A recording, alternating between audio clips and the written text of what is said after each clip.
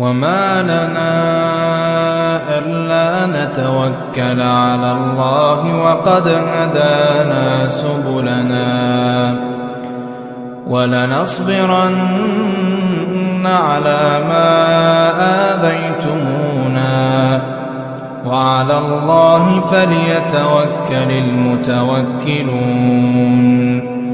Dan dalam hal ini kan seperti Syekh Muhammad Nasiruddin Al-Albani rahimahullah, ada hadis yang dahulu beliau sahihkan, baru kemudian beliau tarik lagi kesimpulannya, oh salah. Seperti hadis hadis mengazankan bayi ketika baru lahir. Itu kan Syekh Nasiruddin Al-Albani sempat dahulu menghasankan hadis tersebut karena banyak ulama yang menghasankan hadis itu. Termasuk Al-Hafidz Ibnul Qayyim rahimahullah menghasankan. Baru kemudian beliau dalam keputusan yang terakhir beliau mengubah ijtihadnya dulu hingga pendapatnya yang terakhir itu hadis dhaif. Itu hadisnya dhaif. Nah, sampai di sini ini perkara mengazankan bayi ketika baru lahir. Kalau saya pribadi yang mengazankan bayi ketika baru lahir itu hadisnya hasan. Saya mengamalkan hadis tersebut. Anak saya tiga-tiganya saya azankan. Nah, antum nanti yang mau mengambil pendapat ulama yang melemahkan hadis tersebut, termasuk Syekh Muhammad Nasiruddin Al-Albani, silahkan. Adapun saya menghasankan hadis itu, gitu loh.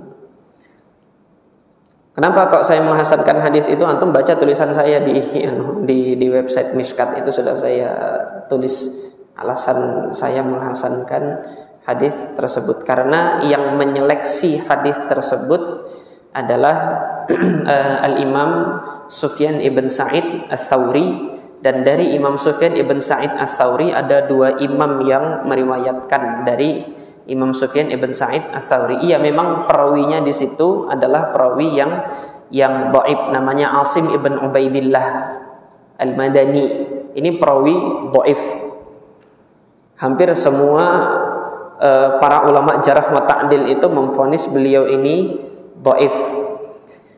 Yang saya dapati hanya sebagian kecil dari para ulama yang tidak mendhaifkan beliau. Nah, namun yang perlu kita lihat di sini ada satu kaidah di dalam jarh wa ta'dil itu, periwayatan seorang perawi periwayatan seorang perawi terhadap seorang perawi ini apakah bisa dikatakan sebagai penilaian thiqah terhadap perawi tersebut. Nah, ini para ulama jarh wa ta'dil, para ulama rijal beda pendapat. Singkatnya yang bisa kita ambil kesimpulannya, dia adalah penilaian thiqah, hanya sekedar meriwayatkan satu hadis dari perawi yang dhaif. Itu apakah hal ini menjadi suatu penilaian thiqah terhadap perawi tersebut? Singkatnya jawabnya adalah ya.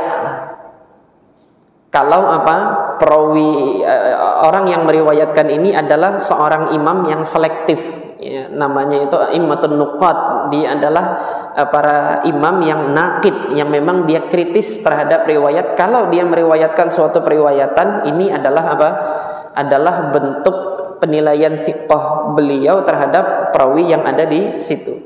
Nah, dalam hal ini memang Asim bin Ubaidillah ini dhaif, ya. Perawi ini dhaif, tapi lihat yang di bawahnya yang meriwayatkan siapa? Sufyan Ats-Tsauri. Yang dari Sufyan Ats-Tsauri ada dua imam, Abdurrahman ibn Mahdi dan kemudian Al-Imam Al-Imam Yahya ibn Sa'id Al-Qattan. Dua imam ini ketika meriwayatkan dari Asim ini menginformasikan kepada antum bahwasanya ini adalah seleksinya dua imam ini terhadap hadis-hadisnya Asim bin Ubaidillah. Jadi Asim bin Ubaidillah itu tidak semua hadisnya itu bisa ditolak. Logikanya itu gimana sih? Gini deh. Seorang yang gagal ujian, ya, dikasih 10 soal ujian semester misalnya, dia jawab 4 benar, 6 salah. Ini lulus ujian nggak? nggak lulus, nilainya D. 4 soal dia jawab benar, tetapi sisanya yang 6 dia jawab salah. Asim bin Ubaidillah seperti itu gitu loh.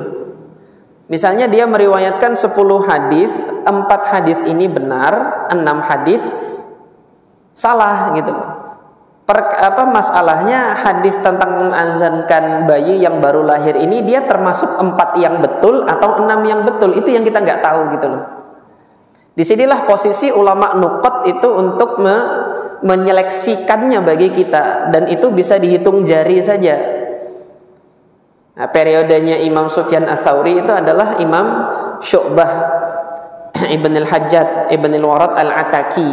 Jadi ketika antum mendapati suatu hadis diriwayatkan oleh Imam Syu'bah dari seorang perawi yang dhaif, yang semua ulama mendhaifkan, tetapi ada satu hadis yang diriwayatkan Imam Syu'bah darinya, itu bisa antum angkat ke derajat hasan. Nah, nanti periode selanjutnya siapa yang nuqat, yang selektif seperti itu? Imam Abdurrahman ibn Mahdi dan Al-Imam Yahya ibn Sa'id Al-Qattan. Ustaz, antum dapat kaidahnya ini dari mana? Saya dapat kaidahnya dari Sahih Ibnu Khuzaimah. Antum buka nanti di situ, Al-Imam Ibnu Khuzaimah di dalam sahihnya menyampaikan isyarat tentang kaidah ini. Kalau antum mendapati ada seorang perawi yang dhaif, tetapi di belakangnya ini adalah seorang imam yang naqid yang meriwayatkan darinya, ini hadis tersebut berpotensi untuk diangkat kepada derajat hasan. Oleh karena itu, hadis tentang mengazankan bayi yang baru lahir itu disahihkan oleh Imam Abu Daud. Imam Abu Daud diam di situ, sakata anhu Abu Daud. Dan kemudian Al-Imam At-Tirmidzi menyatakan ini hadis hasan sahih. Nah, sebagian yang penuntut ilmu yang baru-baru itu kan mengatakan, Tirmidzi kan mutasahil, bermudah-mudah gitu. Ini kurang ajar lisannya ini terhadap Imam At-Tirmidzi. Dia nggak tahu kaidah yang ada di situ gitu kan. Bahwasanya iya ini ada perawi dhaif, tapi antum melihat yang di belakangnya yang riwayatin itu siapa? Itu perlu diseleksi lagi. Ini yang menjadi sebab Imam At-Tirmidzi itu mengangkat kepada derajat hasan seperti itu. Jadi jangan terburu-buru. Ini nasihat dari guru kami, Syekh Abdul Samad Al-Ubaid. Saya punya guru namanya Syekh Abdul Samad Al-Ubaid. Terkadang para penuntut ilmu itu ada yang kurang ajar terhadap ulama. Ketika melihat ada seorang ulama menghasankan suatu hadis atau mensahihkan suatu hadis, padahal di dalam sanadnya itu ada perawi yang dhaif, langsung terburu-buru mengatakan hadza asy-syekh qad tasahala, sudah bermudah-mudah di dalam mensahihkan. Ta'addab ya ikhwan ma'al ulama, ini pesan beliau. Pesan beliau kepada kami, tolong jaga adab antum sama ulama. Jangan terburu-buru memvonis mutasahil. Lihat dulu pertimbangan para ulama untuk mensahihkan hadis. Ulama yang mutaqaddimin, yang dulu-dulu ya. Pertimbangan mereka ketika mensahihkan itu tidak satu-satunya hanya melihat di sanad itu ada perawi dhaif atau tidak. Setelah melihat di sanad itu ada perawi dhaif atau tidak, oh iya ada dhaif, lihat matannya. Matannya ini dalam perkara halal dan haramkah atau tidak? Atau matannya ini dia dalam perkara motivasi untuk ibadah amal soleh, atau yang sering dikenal dengan hadis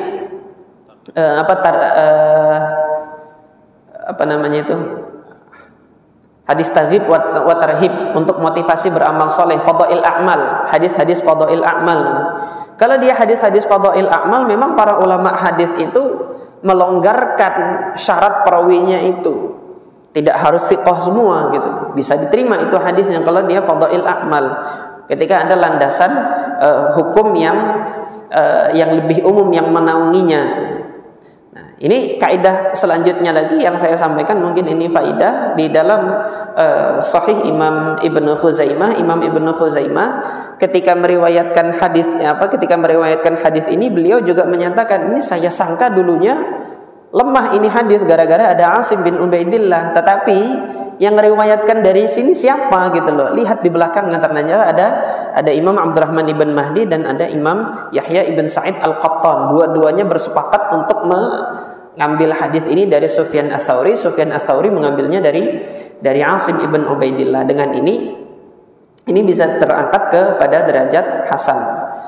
Ini yang keberapa ini? Kemudian yang selanjutnya, para ulama madhab para ulama madhab jumhur mayoritas dari madhab Imam Abu Hanifah, kemudian dari madhab Imam Syafi'i dan madhab Imam Ahmad ibn Hanbal mengazankan bayi yang baru lahir hukumnya mustahab sunnah. 3 madhab ini gitu kan, mutaqaddiminnya dan mutaakhirinnya. Adapun madhab Imam Malik memakruhkan, Imam Maliknya. Adapun para ulama madhab Malikiyah nanti yang mutaakhirin itu menganjurkan. Ini yang mutaakhirin. Kenapa kok mutaakhirin? Yang mutaakhirin ini menyeleksi kembali di dalam disiplin madhabnya Imam Malik. Ketika saya menelusuri kitab-kitabnya madhabnya Imam Malik, saya belum dapati mereka membahas tentang perkara azan bagi bayi yang baru lahir itu. Nah, sehingga para ulama Malikiyah yang mutaakhirin mereka melihat fatwanya ulama Syafi'iyah. Ketika melihat fatwanya ulama Syafi'iyah itu mengistihbabkan, menganjurkan untuk mengazankan, yang seperti ini la bu'da fihi, enggak jauh kok ini. Baik yang demikian ini perkaranya baik gitu kan. Silahkan dilakukan. Ini keputusan dari para ulama Malikiyah yang mutaakhirin. Lengkapnya nanti silahkan antum baca. Saya harap antum nggak capek bacanya karena panjang saya nulisnya di penelitian saya tentang itu panjang. Jadi singkatnya boleh. Tapi bagi antum yang nanti lebih cenderung kepada pendapat para ulama yang melemahkan, silahkan nanti antum kalau lahir anak nggak usah diazankan ya nggak apa-apa gitu. Artinya di sini saya nggak pernah memaksakan seseorang kepada apa yang saya dapatkan ijtihadnya itu gitu loh. Dan untuk kepada madhab tertentu saya nggak pernah memaksakan. Sampai di kelas di pembelajaran di universitas, ketika saya mengajarkan Al-Quran, mahasiswi itu kan ada yang haid. Pendapat saya, orang haid boleh baca Quran. Kenapa? Hadisnya lemah. Ini panjang lagi nanti kalau saya jelaskan. Hadisnya lemah. Singkatnya hadisnya lemah. Jadi tidak bisa dijadikan sebagai landasan hukum. Itu saya sampaikan di kelas. Tetapi bagi mahasiswi yang masih berpegang dengan, dia masih meyakini itu madhab Syafi'i yang tepat gitu kan untuk pegangan hidupnya, saya nggak paksakan dia untuk baca tuh hadisnya dhaif, kamu tuh nggak tahu gitu. Enggak, saya nggak seperti itu. Silahkan mereka berpegang dengan madhab Syafi'i. Pak, mohon maaf saya lagi haid nggak bisa baca Al-Qur'annya. Ya sudah, nanti saja di waktu yang lain, di waktu kamu nggak haid nanti anunya. Ini di pelajaran mata kuliah tajwid saya diamanahi untuk menyampaikan mata kuliah tajwid di perguruan tinggi di universitas. Jadi ini memang pakemnya saya nggak mau memaksakan pendapat mazhab itu kepada siapapun. Tetapi saya tunjukkan ini para ulama punya pandangan demikian, landasan ininya demikian, yang saya ambil ini. Antum nanti mau ikut saya silahkan gitu kan, ikut dari apa yang saya pilih silahkan. Tetapi ketika antum nanti nggak serak gitu kan dengan pilihan saya, ternyata antum dapatkan asatidzah lain yang dia membawakan dalil yang lebih kuat, silahkan untuk antum ikut asatidzah yang lain. Di sini saya berupaya untuk mengajarkan kepada antum, marilah kita siap untuk perbedaan. Sebagian teman-teman kan ada yang diajarkan untuk nggak siap dengan perbedaan. Perbedaan yang masih dalam koridor. Ini yang seperti ucapannya Imam Aun ibn Abdillah yang saya sampaikan kemarin. Perbedaan yang masih dalam koridor sunnah. Antum dapat salafnya, antum dapat ada dalilnya. Bukan perbedaan yang menyelisihi, yang tidak ada salafnya di situ, yang tidak ada sunnahnya di situ, tidak ada ajaran Qur'annya di situ. Nah, ini perbedaan yang demikian yang kita harusnya menjauhi. Adapun perbedaan yang di dalamnya itu masih bisa distandarkan kepada Al-Quran dan Sunnah, dan ada ulama mujtahid yang berijtihad di situ, marilah kita legowo untuk perbedaan tersebut. Sampai di sini mungkin kita cukupkan pengajian malam hari ini.